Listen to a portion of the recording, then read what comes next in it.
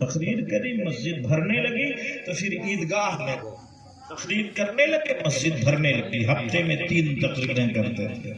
اس کے بعد صحرا میں خیمہ لگنے لگا، شامیانے لگنے لگے، تمبو کنات لگنے لگے، اور مجمع اتنا کہ حضرت سیدنا سرکار ملا علی قاری فرماتے ہیں کہ 70 ہزار 1 لاکھ کا مجمع ہوتا تھا، اور جب آپ کی تقریر ختم ہوتی تو مجمع سے لاش نکالی جاتی، درجن بھر لاشیں نکلتی تھی، لوگ حضرت غوث اعظم کے بیان سے کانپ کر دہشت سے مر جاتے۔ آپ ذرا سوچئے، ہزاروں لوگ توبہ کرتے، ایک ولی حضرت یحییٰ نامی تھے، حضرت سیدنا غوث اعظم کے زمانے میں، وہ کہتے میں آج کاؤنٹنگ کروں گا، گنوں گا کتنے لوگوں نے توبہ کیا۔ تو زمانہ یہ نہیں تھا کیلکولیٹ کا، آج کل تو لوگ گود میں موبائل رکھ کے بھی کیلکولیٹ کر لیتے ہیں، سسٹم ہے۔ تب کھجوروں کی گٹھلی، چنا کے دانے اور بادام کے دانے پر گنائی ہوتی ہے، توجہ ہے نا۔ دھاگا لے کے بیٹھتے، اس میں گرہیں لگاتے ہیں، تو دھاگا لے کے گئے اپنی آستین میں چھپا کے لے کے بیٹھ گئے مجمع میں۔ حضرت غوث پاک نے تقریر شروع کری، ایک آدمی کھڑا ہوا توبہ کیا، دوسرا کھڑا ہوا توبہ کیا، تیسرا کھڑا ہوا توبہ کیا، یہ گرہ لگاتے رہے۔ اس کے بعد 1 7 10 12 25 50 100 150 حیرت میں پڑ گئے، گھبرا گئے کہ امام میں کتنی گرہ لگاؤں گا، میں تو گن نہیں پاؤں گا کتنے لوگ توبہ کر رہے ہیں۔ توجہ دینا، تب حضرت غوث اعظم نے نگاہ ڈالی حضرت یحییٰ اور فرماتے ہیں میاں کیا کر رہے ہو؟ ارے میں گرہیں کھول رہا ہوں، تم گرہیں لگا رہے ہو؟ میں لوگوں کی عقل و دانش کھول کر راہ حق و ہدایت کی کے سفر میں گامزن کر رہا ہوں، اور تم گرہیں لگا رہے ہو، تم سے کاؤنٹنگ نہیں ہوگی، بند کرو۔ حضرت یحییٰ پر غشی طاری ہوئی اور اسی مجمع میں گرے پہ ہو۔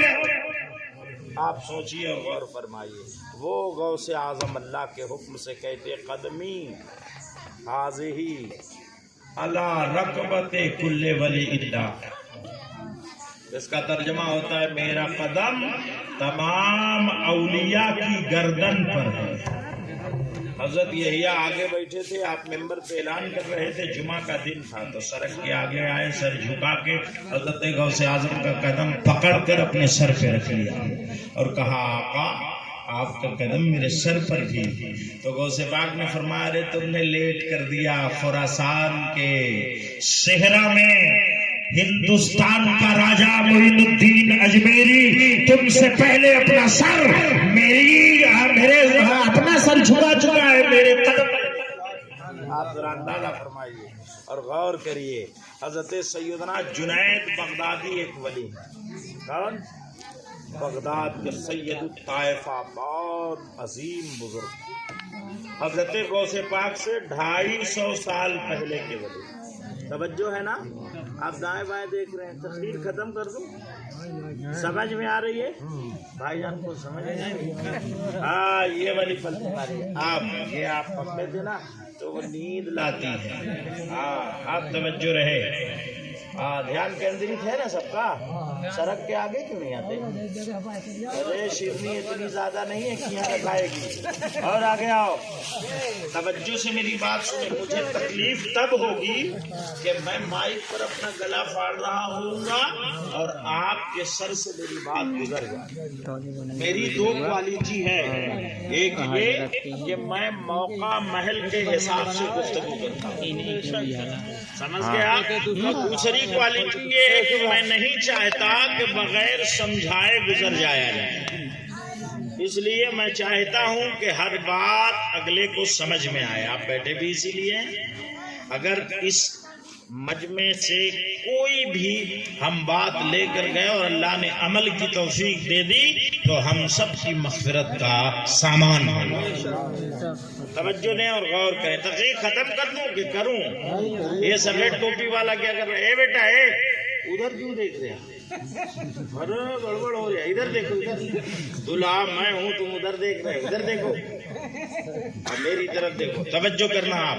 میں کیا کہہ رہا تھا؟ سرکار غوث اعظم نے فرمایا قدمی حاضی علی رکبت کل ولی اللہ، آپ نے یہ فرمایا، اور آپ کے پہلے کے اولیاء نے پہلے ہی فرمانے سے پہلے ہی اپنا سر جھکا دیا تھا۔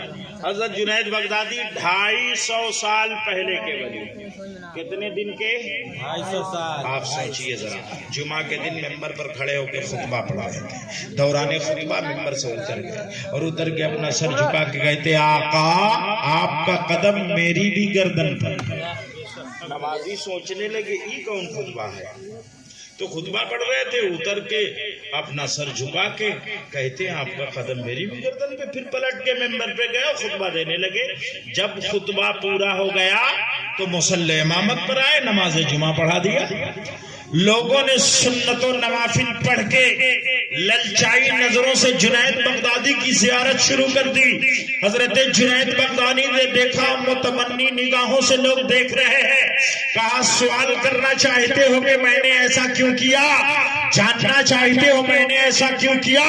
لوگوں نے کہا آقا جاننا چاہتے ہیں۔ تو جنید بغدادی فرماتے میرے 250 سال بعد مصطفیٰ جان رحمت کی اولاد میں ایک بیٹا پیدا ہوگا جو عبد القادر ہوگا، غوث زماں ہوگا، قطب ربانی ہوگا، اللہ رب العزت کا ایسا برگزیدہ بندہ ہوگا جو کہے گا میرا قدم تمام ولیوں کی گردن پر۔ تو 250 سال پہلے میں اپنی گردن جھکا کر اس کی ولایت، اس کے حکم کو مان رہا ہوں اور اس کی اس فرمان کو ایکسپٹ کر رہا ہوں۔ اگر کسی نے انکار کیا تو ولایت کی لسٹ سے اس کا نام نکال دیا جائے۔ بے شک حق ہے، سبحان اللہ۔ ذرا سوچنا۔ اور اب اعلیٰ حضرت سرکار کے 2 بیٹے تھے، حضرت مصطفیٰ رضا خان چھوٹے بیٹے تھے، بڑے بیٹے حضرت حامد رضا خان تھے، چھوٹے بیٹے مفتی اعظم ہندوستان تھے، اندرا گاندھی آپ ہی کے زمانے میں پرائم منسٹر۔ توجہ دینا، حضرت مصطفیٰ رضا خان جیسے ہی آپ کے دل میں یہ بات پڑی آپ نے سر جھکا لیا، اپنے گھر میں بیٹھ گئے اور سر جھکا کے کہتے ہیں آقا صرف آپ کا قدم میری گردن پر نہیں، یہ دل، یہ جگر ہے، یہ آنکھ ہے، یہ سر ہے، جہاں چاہو رکھو قدم غوث اعظم۔ پہلے کا ولی بھی قدم غوث اعظم لے رہا ہے، بعد کا ولی بھی قدم غوث اعظم کو قبول کر رہا ہے۔ تبھی تو اعلیٰ حضرت نے کہا جو ولی قبل ہوئے، بعد ہوئے یا ہوں گے، سب ادب رکھتے ہیں دل میں میرے آقا تیرا، واہ کیا مرتبہ اے غوث بالا تیرا، اونچے اونچوں کے سروں سے قدم آلا۔ سبحان اللہ، ماشاءاللہ۔ نعرہ تکبیر، نعرہ تکبیر، نعرہ رسالت، نعرہ رسالت، جشن غوث الورا، نعرہ تکبیر، نعرہ رسالت، ماشاءاللہ، سبحان اللہ۔ ہم لوگ ڈائریکٹ سرکار غوث اعظم کے مرید تو نہیں بن سکتے نا، ملاقات نہیں ہوگی، کیسے ہوگی؟ مسئلہ ہے آج ملاقات نہیں ہوگی، لیکن سلسلہ قادریہ سے آسانی سے مرید ہو سکتے ہیں نا۔ قادری سلسلے کا کوئی برگزیدہ پیر ہو، نیک دینت و نیک سیرت ہو تو اسے اپنا پیر بنائیے، مرید ہو جائے۔ آپ فرماتے ہیں کہ میرے سلسلے کا جو بھی مرید ہوگا موت اسے اس وقت تک نہیں آئے گی جب تک وہ اپنے گناہوں سے توبہ نہیں کرے۔ موت سے پہلے توبہ کی توفیق ہو جائے گی۔ آپ سوچیں اور غور فرمائیں۔ ارشاد فرماتے ہیں میں اپنے ہر چہیتوں کی مدد کے لیے پہنچتا ہوں۔ اچھا، ایک بار آپ اپنے مدرسے میں پڑھا رہے تھے، مدرسے کا نام نظامیہ تھا۔ کس کے مدرسے کا؟